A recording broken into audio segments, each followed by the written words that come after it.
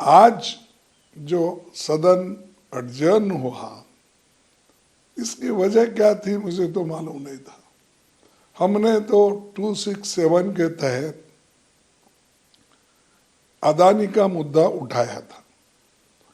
अदानी समूह पर corruption, bribery और फाइनेंशियल इरेगुलरिटीज के गंभीर आरोप है। उसके बारे में हम सदन के सामने रखना चाहते थे और 2030 करोड़ के नज़दीक रिश्वत दी गई। जनता के पैसे का इस्तेमाल रिश्वत के लिए दिया गया। इसके बारे में हम उनको, चेयरमैन साहब को भी समझाना चाहते थे और पार्लियामेंट के में जो भी उनके मंत्रीज हैं और प्रधानमंत्री भी अगर आते तो ठीक था, उनको हम ये मुद्दे उनके सामने रखने वाले थे। लेकिन उनके इस रिश्वत का रिकॉर्ड भी अदानी ग्रुप के जो चेयरमैन है, सीईओज है, उन्होंने तो इसका रिकॉर्ड भी रखा है, किसको किस रेट पर पैसे दिए गए और कितने पैसे दिए गए। इसका सब रिकॉर्ड उनके पास वहाँ पर अमेरिका के खुफिया एजेंसी ने ये सीज कर लिया है, उनके पास ये रिकॉर्ड है। और इससे पहले भी अदानी ग्रुप के लोग स्टॉक हेरा फेरी भी और अकाउंटिंग फ्रॉड और ओवर इन्वॉल्विंग और सेल कंपनीज, इनका भी इस्तेमाल स्टॉक प्राइस में मैनिपुलेशन किया गया है, ये आरोप भी उसमें है। फिर जहाँ जहाँ मोदी जी जाते हैं वहाँ वहाँ इस समूह के कॉन्ट्रैक्ट मिलते हैं। अगर आप लोगों को ये बताना चाहूँगा मैं, बहुत लंबा लिस्ट है कि जिस जिस जगह मोदी जी ने गए हैं उस जगह कौन से कॉन्ट्रैक्ट उनको मिले हैं, ये भी मैं बता सकता हूँ। इसीलिए हम ये चाहते थे कि इसको डिस्पैशनेटली हाउस में डिस्कशन हो। इसीलिए हमने 267 के तहत आज के जो भी ये है बिजनेस है, उसको आप पोस्टपोन करो और सिर्फ इसके ऊपर चर्चा ले लो। क्योंकि आप देखे होंगे कल पेपरों में, मीडिया में भर के आ रहा है, जो चीज़ देश का नुकसान हो रहा है और जिसमें डायरेक्टली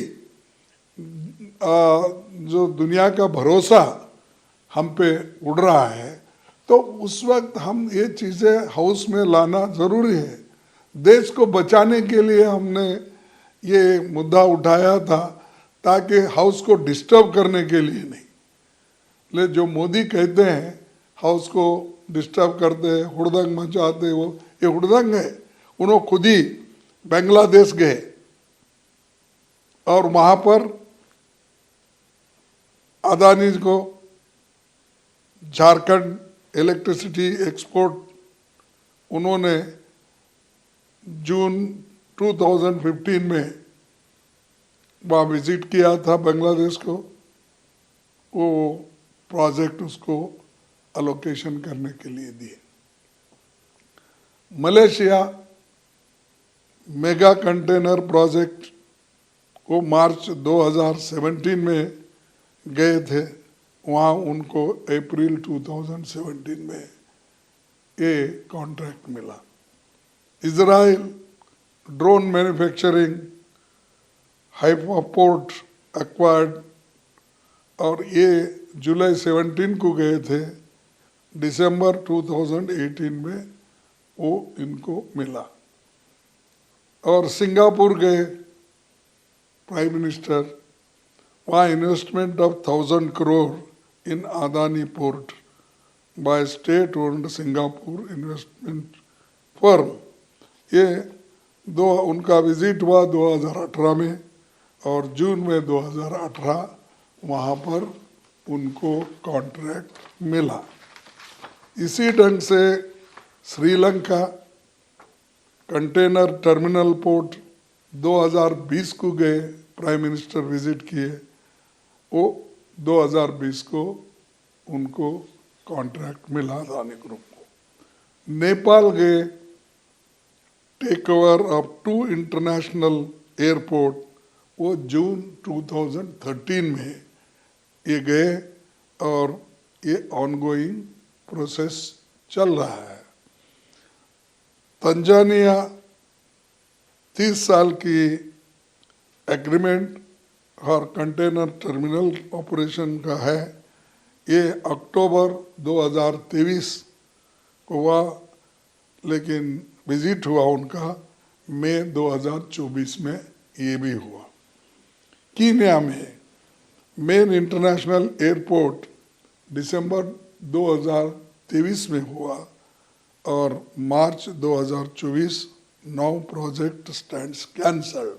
उसमें गड़बड़ी है, इसीलिए कीनिया के प्रेसिडेंट ने इसको कैंसल कर दिया वहाँ के लोकल लोगों के डिमांड से। देखिए, ये बाहर के लोग आकर हमारे देश को लूट रहे हैं, इसीलिए इस फर्म का बदनामी हो गया है, इसीलिए हम नहीं चाहते कि ये हैंडओवर उनको करे, तो वो भी हो गया। लेकिन प्राइम मिनिस्टर दिसंबर 2023 में गए थे वहाँ।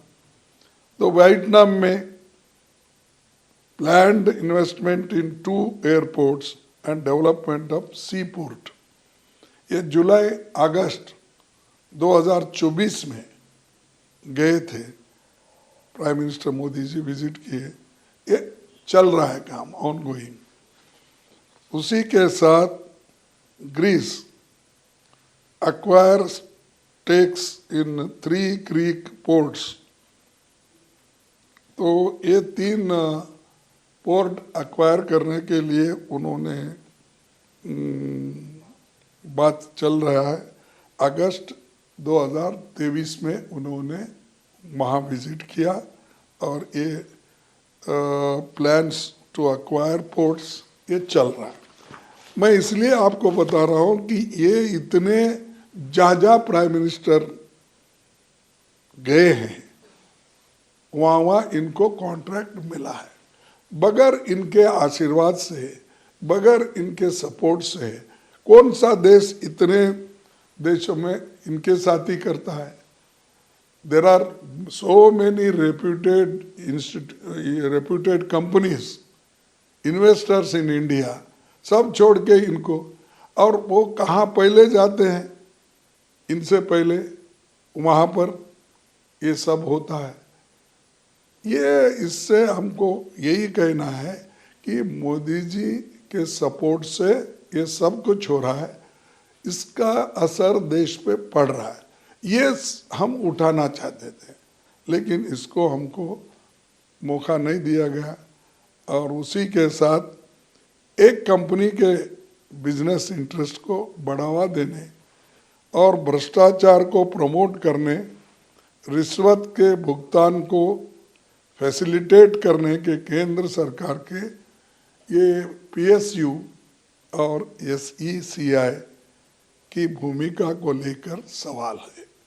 ये सवाल उनके लिए है और ये जहाँ जहाँ मोदी जी जाते हैं वहाँ वहाँ इस कंपनी को, इन लोगों को कॉन्ट्रैक्ट मिलता है। ये कैसा मिलता है? तो ये सवाल हम उठाए थे ताकि इसका डिटेल चर्चा हो, लेकिन बदकिस्मती है कि इसको हमको चर्चा करने के लिए सरकार ने कुछ भी नहीं बोला, रिएक्ट नहीं किया। और खैर चेयरमैन साहब ने हमको ये बोला, नहीं ये मुद्दा उठा नहीं सकते, हम पहले इसके बारे में ऐसे डिसीजंस लिए हैं कि ऐसे कोई भी 267 में हम मौका नहीं दे सकते, ये उनका कहना है। लेकिन 267 में ऐसे जरूरी मुद्दे उठाने के लिए ही 267 है, नहीं तो वो रूल आना ही नहीं चाहिए। किस लिए लाए? ऐसे अर्जेंट इश्यूज को उठाने का, जैसा मणिपुर जैसा इश्यू है, जैसा कि परसों एक बहुत बड़ा हादसा हुआ मस्जिद के पास, तो ऐसे चीज़ों को उठाने के लिए ही ऐसा ये रूल है, ये क्लॉज है। देयरफॉर हम ये चाहते हैं कि इनको उठाने के लिए हमको मौका देना चाहिए, और हम ये चाहते हैं कि इसको जॉइंट पार्लियामेंट्री कमेटी जेपीसी गठित किया जाए, और जेपीसी में सब मालूम होता, खुला होता, उसमें हम सारे फाइल्स मंगा सकते हैं, सारे लोग, और उसमें उनके पार्टी के लोग ज़्यादा रहते हैं, हमारे लोग रहते हैं, दूसरे पार्टी के लोग रहते हैं, हर एक को रिप्रेजेंटेशन उसमें मिलता है। और वो मिलने के बाद जो दूध का दूध पानी का पानी हो जाएगा। इसीलिए हमारी डिमांड है कि जेपीसी गठित करो, सच्चाई बाहर आने दो, और मोदी जी जो ऐसे बाहर बोलते हैं वो उसके बजाय अपनी छवि ठीक कर लो। इंटरनेशनल में जाकर बड़े बड़े बातें करते हो और अपोजिशन को टारगेट करते हो कि अपोजिशन के लोग उनकी छवि कर रहे हैं। छवि तो आप खराब कर रहे हैं, बिजनेसमैन को लेकर फिर रहे हो, उनको ठेकेदारी दिला रहे हो, और इसकी एफआईआर ये सब इनके ऊपर हुआ, करप्शन चार्जेस लगे, कहाँ? अमेरिका कंपनीज ये बोल रहे हैं। तो ये जो चीज़ें हैं इसको डिटेल डिस्कस होना, इसीलिए हमने उठाया था, तो हमको चांस नहीं मिला। लेकिन हम चाहते हैं कि जॉइंट पार्लियामेंट्री कमेटी इसको बनाना चाहिए, और रिश्वत इन्होंने कितना दिया और क्यों, और प्राइम मिनिस्टर जो बाहर गए, जाते वक्त इन्हीं को क्यों लेके गए, या इनसे पहले आकर हर चीज़ इनको कैसा मिल रहा है, यही हम बोलना चाहते हैं।